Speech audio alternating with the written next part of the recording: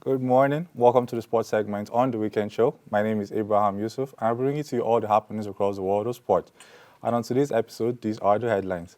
Across the world of football, Barcelona appoints Hans Flick as head coach. Former Germany and Bayern Munich manager Hans Flick has taken over the reins at Barcelona on a 2-year contract. Flick's arrival comes after a disappointing season for Barcelona, who failed to win any trophy under Xavi Hernandez. Flick boasts a successful track record, having led Bayern Munich in 2020, winning the Bundesliga, German Cup and Champions League. This appointment raises expectation for Barcelona as they claim to reign their dominance in La Liga and Europe.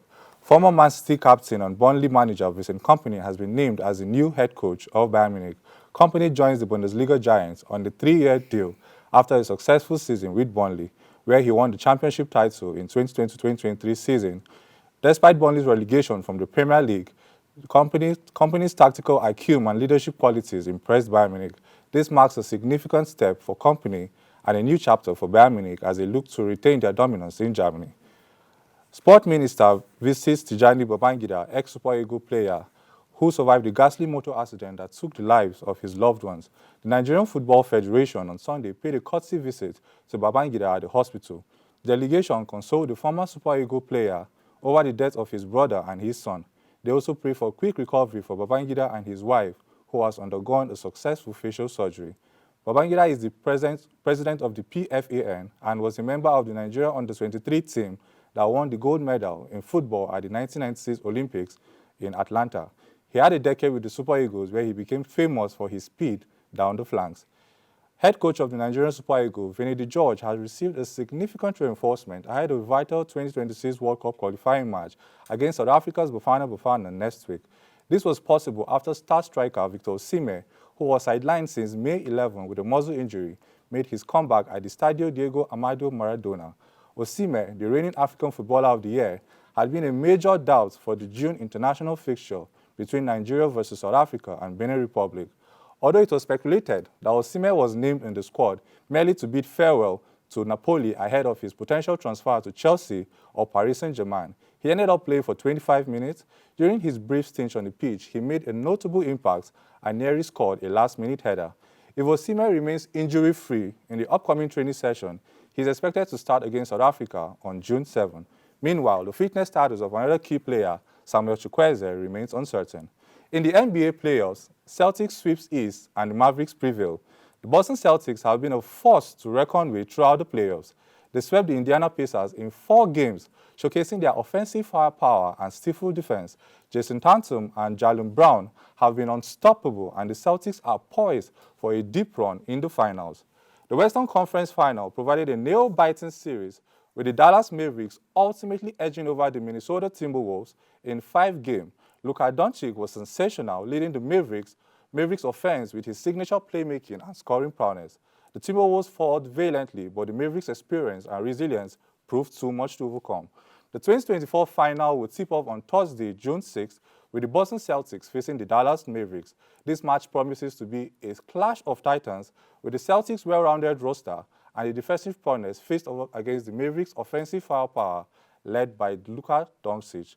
And today with me, I have 2 amazing people. Hello, Gabriel. Hello, Sam. Hi, everyone. Sam, you look good. For start, yeah, your fashion designer is doing good. And Gabriel, you look like someone whose club won the trophy last season. We did, but still, our performance has been really poor. Okay, so coming to that now, I have one question. So, Gabriel, I'll start with you. Do you feel Manchester United had a better season than Arsenal? Is it fair to say that they had a better season than Arsenal? To be honest, for Bant, I would say yes. Okay. But as a Man U fan, it has been one of our worst seasons. We've conceded the most goals in Premier League. Manchester United, that's very poor. But to be honest, for the Bant, I'll say yes. They had a great season. Great season. I think this is not even a question. We have 38 matches in the Premier League, right? Now, for a Man U fan, out of 38, they went home hungry I think maybe 20 times out of 38.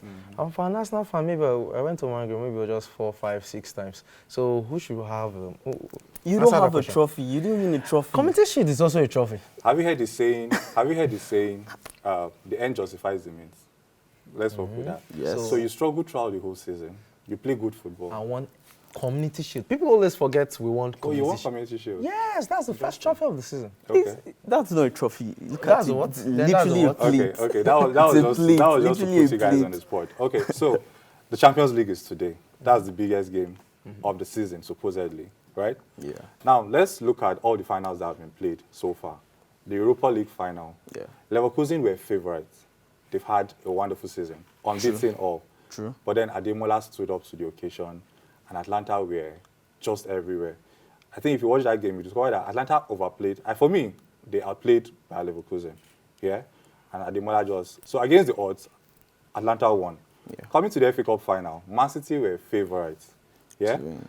And Man U just, out of From nowhere, nowhere. got 2 goals. Yeah? Then coming to the Conference League That's final. what we do. Florentine were favourites based on odds. Yeah. But then Olympiacos stood up and then they won. Now, Sam, I asked you this question a few weeks back, and I'm asking you again today. Does Dortmund stand a chance against Real Madrid? Just as you said, against Leverkusen, everybody was saying, against Atlanta, everybody was saying Leverkusen. The Atlanta won because that was the first match they're going to lose. The same thing happened in FA Cup. Even a Man U fan didn't believe they won. I'm surprised. Some Man U fans, they had to call them, like, your team win, or like, you mean them? It was like that. Then for Champions League, do you know the last time Chelsea won the Champions League? Nobody on earth, okay, let me not say nobody on earth.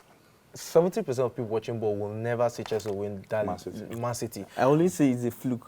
Because They are winning the fluke. to be honest, I'm not somebody that will ever, I don't use the word will ever support Chelsea because my boss is a Chelsea fan and I started loving Chelsea because of him, just because of him. But standardly, that Champions League final, they were not standing any chance. Then Kayaba just scored a goal. Now, Dortmund, Madrid, everyone saying, okay, since this thing has been the weaker team are winning, Now, the question is, look at it. Madrid is the highest winner in Champions League, right?